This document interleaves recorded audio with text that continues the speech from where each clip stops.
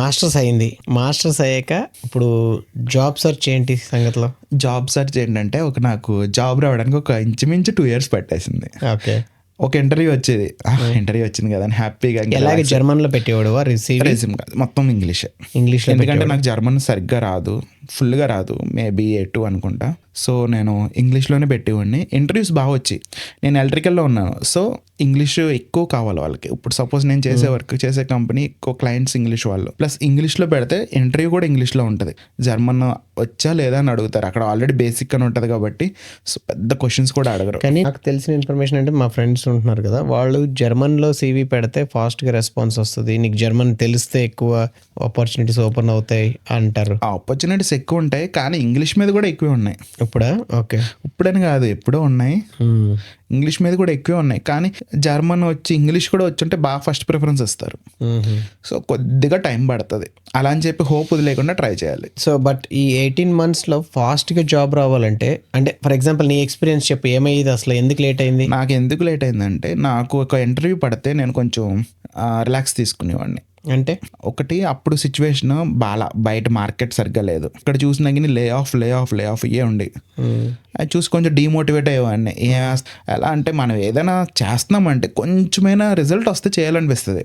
అది ఒక రోజు కూర్చుని 100 అప్లికేషన్లు అలా అవి, ఇది ఒక వారానికి ఒక 100 అప్లికేషన్స్ వెళ్ళేవి, అన్ని రిజెక్షన్స్ వచ్చేసి. కనీసం ఒక్క పాజిటివ్ అయినా వస్తే బెటర్ అనిపిస్తుంది. సో ఇంకా ఆ హోప్ మీద 2 months ఆగిపోతాం, ఇంకా రిలాక్స్ అవుతాం. చెప్పరు కదా, మినిమం 1 month తీసుకుంటారు అయిందా లేదా అని. సెకండ్ ఇంటర్వ్యూ అయితే మ్యాక్స్ వచ్చేసినట్టే జాబ్. సో అలా అని చెప్పి ఒక 2 interviews ఓకే ఇంకా లైట్ తీసుకున్నాను, జాబ్ వచ్చేసింది కదా, అలా మంత్స్ వెళ్ళిపోతూ ఉంటుంది. ఓకే.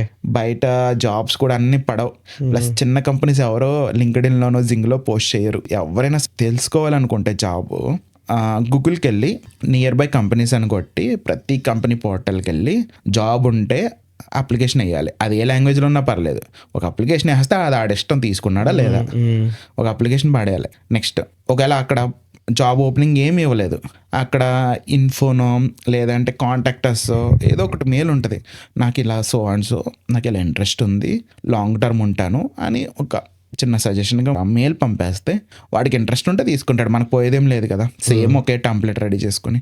నాకు అలా కూడా చాలా ఇంటర్వ్యూస్ వచ్చినాయి. నేను ఒక వెబ్సైట్ చూశాను, లూషా అని, లూషా జర్మన్ కంపెనీస్. నేను సెమీ కండక్టర్ కాబట్టి సెమీ కండక్టర్ అని కొట్టేవాడిని. కొడితే ఒక 300 to 400 కంపెనీస్ వస్తాయి, మనకు తెలియవు అసలు అవి. ఆ 300-400 కంపెనీస్లో ఒక 10% కంపెనీస్ మనకు తెలిసిన కంపెనీస్ ఉంటాయి, ఇంకొక 20-30% కంపెనీస్ లింక్డ్ఇన్లో చూసిన కంపెనీస్ ఉంటాయి, మిగిలిన 50% కంపెనీస్ అసలు వాళ్ళ పోస్ట్ కూడా చేయరు, వాళ్ళ పోర్టల్లో పెడతారు, ఎప్పుడుకో వస్తారు, వాళ్ళకి అంత అవసరం కూడా ఉండదు. సో మా కంపెనీ కూడా ఎక్కడ పోస్ట్ చేయలేదు. ఆ వెబ్సైట్లో వన్ ఆఫ్ ది కంపెనీ ఇది చూశాను, ఓకే వాళ్ళకి ఎలక్ట్రికల్ టెస్ట్ డెవలప్మెంట్ ఇంజనీర్ కావాలన్నారు, ఇంగ్లీష్ కావాలన్నారు, ఫుల్ ఇంగ్లీష్ కావాలన్నారు. సో అంతా జర్మన్లో ఉంది, బట్ వాళ్ళకి కావాలన్నారు. అప్లికేషన్ వేసాను, లక్కీగా పిక్ అయింది. ఫస్ట్ ఈయన దగ్గర కాదు, ఇక్కడ ఇప్పుడు నేను చేస్తుంది కొలన్. Okay. First interview video call అయింది. అక్కడ ఇంటర్వ్యూలో ఇక్కడ ఏం అడగరు, అడిగేది వాళ్ళు మనం ఇచ్చిన CV, వాళ్ళకి క్వశ్చన్ పేపర్ అది, అందులో ఏం పెడితే అదే అడుగుతారు. నేను లక్కీగా ఇంటర్న్షిప్ థీసిస్ చేశాను కదా, అది ఎక్స్పీరియన్స్ కింద కౌంట్ అవుతుంది ఇక్కడ. వాళ్ళకి ఓకే ఇండస్ట్రియల్ ఎక్స్పోజర్ ఉంది అని, అది పెద్ద కంపెనీలో చేశాను కాబట్టి ఇంకా యూజ్ అవుతుంది. రాబర్ట్ బాష్లో చేశాను. సో ఇంటర్న్ థీసిస్ ఎక్స్పీరియన్స్ ఉంది, కొంచెం నాలెడ్జ్ ఉంది, నేను చేసిన ప్రాజెక్ట్ నీట్గా ఎక్స్ప్లెయిన్ చేశాను ఇంగ్లీష్లో ఫస్ట్ రౌండ్లో. ఓకే మేము సాటిస్ఫై అయ్యాము. ఇలా డైరెక్ట్గా పిలవకుండా నువ్వు ఎప్పుడైనా ఇటు వస్తావా అని అడిగారు. ఇంటర్వ్యూ కానీ పిలవకుండా మీ ఫ్రెండ్స్ ఉన్నారా, ఎప్పుడైనా ఇటు వస్తే చెప్పు అన్నారు. మనం అది ఇండైరెక్ట్గా ఇంటర్వ్యూ పిలుస్తున్నట్టే అని అర్థం చేసుకుని ఓకే మా ఫ్రెండ్స్ ఆకెల్లో ఉన్నారు, నేను వస్తాను ఇంటర్వ్యూకి ఎప్పుడైనా చెప్తే వస్తా అన్న. ఓకే అని చెప్పి మెయిల్ పంపారు. ఒక డిసెంబర్లో రమ్మన్నారు, 19th కానీ వాళ్ళు 21st క్లోజ్ చేసేస్తున్నాము, తొందరగా రమ్మన్నారు. ఇంకా వెళ్ళాను. ఇక్కడ టైం పంక్చువాలిటీ చాలా ఇంపార్టెంట్. సో 3 కంటే ఇంటర్వ్యూ పబ్లిక్ ట్రాన్స్పోర్టేషన్ నమ్ముకుని వెళ్ళేటప్పుడు అట్లీస్ట్ 1 కల్లా వెళ్ళిపోయేటట్టు ప్లాన్ చేయాలి. లేట్ అవుతుంది, మినిమం 1 hour అయినా బఫర్ టైం పెట్టుకోవాలి.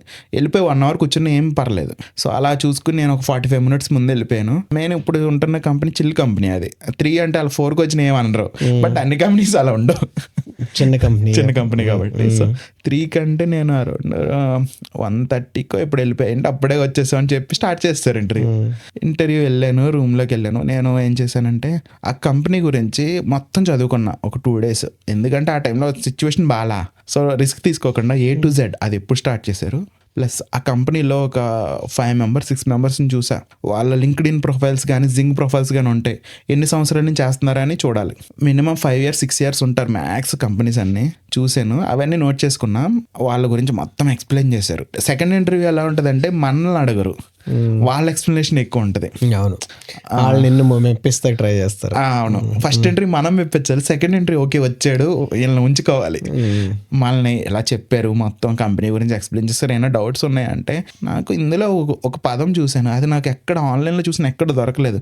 అది అసలు ఎక్కడ ఉంది ఏంటని అడిగాను. అది వాళ్ళ బ్రాండ్ నేమ్, అది సంథింగ్ పేటెంటెడ్ సంథింగ్. అది ఎక్స్ప్లెయిన్ చేశారు. అప్పుడు నాకు కొంచెం ఇంప్రెస్ అయినట్టు అనిపించింది. ఎందుకంటే ఆయన చాలా మోటివేట్గా ఎక్స్ప్లెయిన్ చేశారు, చాలా ఇంట్రెస్ట్గా. ఒక 1 hour ఇంటర్వ్యూలో ఒక 30 minutes ఎక్స్ప్లెనేషన్ ఉంటుంది ఓకే కంపెనీ గురించి. ఇంకొక 30 minutes నన్ను మళ్ళీ ఎలక్ట్రికల్ క్వశ్చన్స్ అడిగారు. ఆ కనెక్టర్స్ RS-232 సంథింగ్ కనెక్టర్స్ ఉంటాయి, డేటా కనెక్టర్స్, ఇవన్నీ అడిగారు. ఇట్లా ఐడియా ఉందా, నెక్స్ట్ పవర్ సప్లైస్ ఉంటాయి, ఈ 16 amps 32 amps. ఎందుకంటే నాది కొంచెం హార్డ్వేర్ కాబట్టి ఆ కనెక్షన్స్, ఆ వైర్ డిఫరెన్సెస్ అవన్నీ చాలా బేసిక్ క్వశ్చన్స్ అవి అడిగారు. మళ్ళీ సింక్రోనైజేషన్స్ గురించి కొంచెం చిన్న క్వశ్చన్స్ అడిగారు. లాస్ట్కి ఇంకా ఓకే వాళ్ళు సాటిస్ఫై అయ్యారు. బట్ నువ్వు ఏదన్నా ఒక క్వశ్చన్కి తెలుసు అన్నావా, తెలియలేదని చెప్పావా, లేకపోతే you try to answer it? India లాగే ఇక్కడ కొంచెం అటు ఇటుగా మేనేజ్ చేసి చెప్పకపోవడం చాలా బెస్ట్. తెలియదు నాకు అంతే, తెలియదు అంటే నెక్స్ట్ క్వశ్చన్ ఉండదు, తెలుసు అంటే నెక్స్ట్ క్వశ్చన్ ఉండదు, తెలియదు అంటే ఇంకా అక్కడితో వదిలేస్తారు, అది వేరే క్వశ్చన్కి వెళ్తారు. తెలుసు అంటే ఓకే తెలుసు అని ఇంకొక అడుగుతారు. సో డిప్లొమాటిక్ ఆన్సర్స్ ఇక్కడ ఇంటర్వ్యూలో చెప్పకపోవడం బెస్ట్. తెలియదు అంటే తెలియదు, అది కరెక్ట్. ఈవెన్ ఐటీలో కూడా ఇప్పుడు నేను ఇంటర్వ్యూ చేసినా కానీ కొంచెం ఎక్స్పీరియన్స్ ఉంది కాబట్టి ఏం చెప్తానంటే చెప్పకూడదు. అంటే నీకు తెలియకపోతే తెలియదన్నట్టు చెప్పి, ఎందుకంటే ఇక్కడ అది మనకు టైం పడుతుంది అర్థం చేసుకుంటానికి. ఇక్కడ దేర్ పర్స్పెక్టివ్ ఈస్ అందరికీ అన్నీ తెలియాలని లేదు. సో తెలియకపోనంత మాత్రాన నువ్వేమీ అది నెగిటివ్ అయిపోతుంది ఇంటర్వ్యూలో. నువ్వు నేర్చుకుంటావు అని తెలుసు వాళ్ళకి. ఏంటంటే ఆ హోప్ ఇవ్వాలి, నువ్వు నేర్చుకునే కెపాసిటీ ఉంది, ఆనెస్ట్గా ఉంటున్నావు. వాళ్ళకి మెయిన్ ట్రస్ట్ బేసిస్ మీద పనిచేస్తుంది. నువ్వు అన్నీ మేనేజ్ చేస్తున్నావు, ఏదో పైన చెప్పేస్తున్నావు అంటే దెన్ నువ్వు రిజెక్ట్ అయ్యే ఛాన్సెస్ ఎక్కువ ఉంటాయి. పోనీ దాని గురించి కొంచెం ఇన్ఫర్మేషన్ ఉంటే నాకు ఇంతే తెలుసు అని చెప్పినా ఓకే వాళ్ళు సాటిస్ఫై అవుతారు. అలా అని చెప్పి అసలు తెలియని దాని గురించి తెలియకపోవడం చెప్పకూడదు. ప్లస్ మనకి ఇంకొకటి ఇక్కడ ఇంగ్లీష్ వీళ్ళది కొంచెం డిఫరెంట్గా అనిపించిన మన క్వశ్చన్ అర్థం అయిపోయినా 2 to 3 times అని అడగొచ్చు, వాళ్ళు ఓపిక్గా చెప్తారు. సో అంతే క్వశ్చన్ అర్థం అవ్వకుండా చెప్పకపోవడం బెస్ట్. సో అలాగే జాబ్ వచ్చింది. అలాగా ఇంటికి వెళ్తున్నప్పుడు మెయిల్ వచ్చింది, ఇంకా హ్యాపీ. కాకపోతే ఇంకొక మళ్ళీ లిటిగేషన్ పెట్టారు వాళ్ళు. సో కంపెనీ జాబ్ ఇచ్చేస్తామన్నారు కానీ ఒక కండిషన్ పెట్టారా? ఒక కండిషన్ పెట్టారు. అది నా స్కిల్స్ అన్ని బాగున్నాయి అన్నారు, ఎలక్ట్రికల్ నాలెడ్జ్ కూడా బాగుంది, బేసిక్స్ అన్ని బాగున్నాయి అన్నారు. బట్ వాళ్ళకి నాకు జర్మన్ సరిగ్గా ఎక్స్పీరియన్స్ లేదు కదా, ఇక్కడ ఎప్పుడు పెద్ద వర్క్ చేయలేదు కదా, ఎలా ఉంటుందో మేము ఆలోచిస్తున్నాము, సో 1 yearతో ప్రొసీడ్ అవుదామా అన్నారు. బట్ తర్వాత నేను వాళ్ళకి మెయిల్ రిప్లై పెట్టానంటే, ఇక్కడ ఒక అమ్మాయిని అడిగాను, తనకు కొంచెం ఎక్స్పీరియన్స్ ఉంది సుష్మిత అని. తను ఏం సజెస్ట్ చేసిందంటే, ఇవన్నీ రావి నీకు ఫస్ట్ యాక్సెప్ట్ చేసేసా తను చెప్పినట్టు. ఫస్ట్ నాకు చాలా హ్యాపీగా ఉంది మీరు తీసుకుంటున్నట్టు అని యాక్సెప్ట్ అని ఫస్ట్ ఒక పారాగ్రాఫ్ రాసి, తర్వాత కానీ మీరు ఫుల్ టైం ఇస్తే నాకు ఇంత బెనిఫిట్ ఉంటుంది అని చెప్పి రాసుకుంటూ వచ్చా. లాస్ట్లో మీరు ఫుల్ టైం ఇచ్చినా ఓకే, లేదంటే ఈ 1 yearతో జాయినింగ్ అన్నా ఓకే అని చెప్పి రాసా. సో 1 year తోటి కూడా వెళ్ళిపోదామని మెంటల్గా ఫిక్స్ అయిపోయాను. అడ్వాంటేజెస్ చెప్పాను, మీరు ఫుల్ టైం ఇస్తే నాకు హౌస్ సెర్చ్ ఈజీ ఉంటుంది, పెళ్లి చేసుకుందాం అనుకుంటున్న వీసా ఈజీ ఉంటుంది తనకి, నెక్స్ట్ నాకు వీసా ప్రాసెసింగ్ ఈజీ ఉంటుంది అని చెప్పి ఒక పారాగ్రాఫ్ కింద రాస్తే అతను సాటిస్ఫై అయ్యి, అతను కూడా కొంచెం ఇలాగే వేరే కంట్రీ నుంచి వచ్చిన అతను ఫుల్ టైం ఇచ్చేసారు. ఇంకా సో అన్లిమిటెడ్ కాంట్రాక్ట్ ఇచ్చేసారు. నైస్. సో అన్లిమిటెడ్ కాంట్రాక్ట్ పట్టుకెళ్ళి నువ్వు వీసా అప్లై చేసుకోవాలా, కంపెనీ అప్లై చేస్తుందా? ఇక్కడ కంపెనీస్ అసలు వీసా అప్లై చేయదు. Hi, if you found this video useful, hit that subscribe button and join the 15% people who subscribe to this channel. Also, it will notify about many more free videos like this. You can watch the full episode on our main channel.